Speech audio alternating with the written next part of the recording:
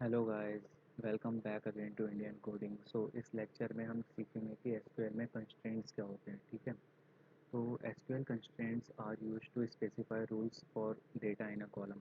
सो हम जो data column के अंदर एंटर करते हैं उसके ऊपर क्या हम कुछ रूल स्पेसिफाई करना चाहते हैं या रूल अप्लाई करना चाहते हैं, तो उसके लिए हम क्या कर सकते हैं, हम कंस्ट्रेंट्स का यूज़ कर सकते हैं।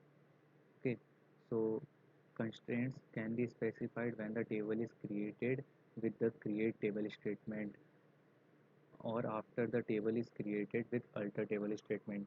तो अपन कब कब कंस्ट्रेंट को अप्लाई कर सकते हैं, एक तो जब अपन टेबल को क्रिएट कर रहे हो अब अपन तब अपन कंस्ट्रेंट को अप्लाई कर सकते हैं करते वक्त ही। जैसे हम क्या कर रहे हैं, क्रिएट टेबल कर रहे हैं, टेबल का नाम लिखा और फिर कॉलम लिखा और डेटा टाइप बताया, देन हमने कंस्ट्रेंट लिख दिया कि ये कंस्ट्रेंट को सेटिस्फाई करना चाहिए।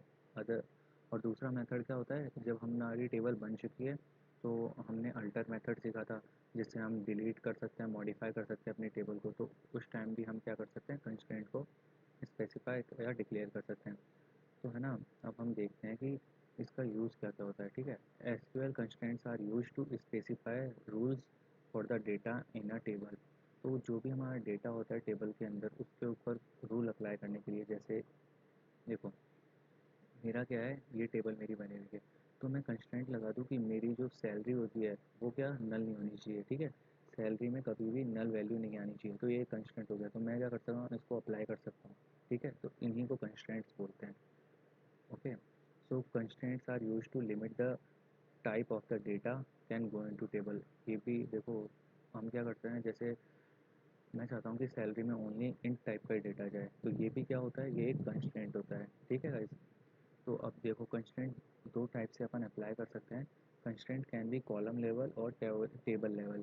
तो अपन क्या कर सकते हैं, देखो अपन या तो कंस्ट्रेंट लगा सकते हैं इस होल टेबल के ऊपर में। ठीक है, अपने पूरी टेबल के ऊपर में, या लगा सकते हैं अपन ओनली एक कॉलम के ऊपर में। जैसे ओनली मैं चाहूँ तो मैं क्या चाहता हूँ, सैलरी नाम की कॉलम पे ही कंस्ट्रेंट लगे, तो अपन दोनों पे लगा सकते हैं। ओके, सो अब देखो ये कुछ कंस्ट्रेंट्स हैं जो अपन नॉर्मली यूज़ करते हैं।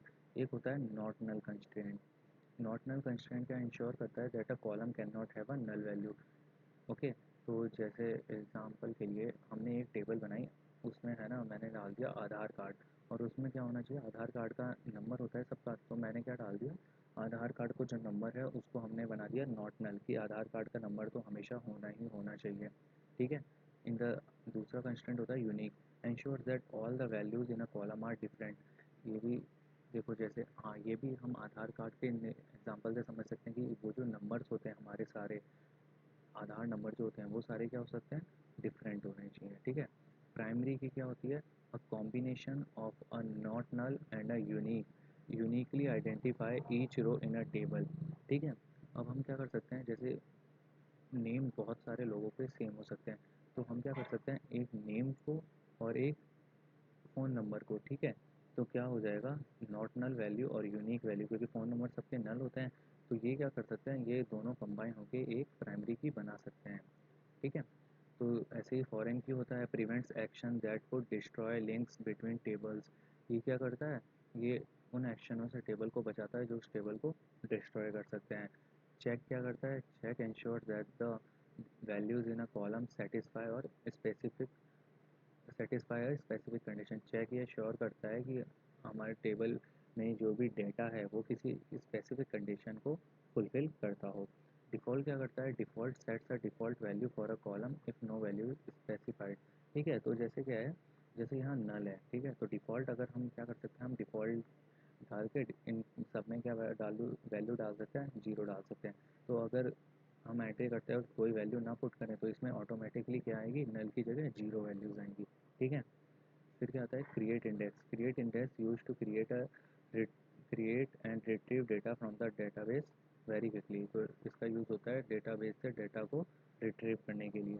सो यही कुछ कंस्ट्रेंट होते हैं, अब हम इसको देखेंगे नेक्स्ट लेक्चर में practically. So I hope guys you got all the points I have covered in this video. If you still have any query, then please put your doubt in the Q&A section. Thank you.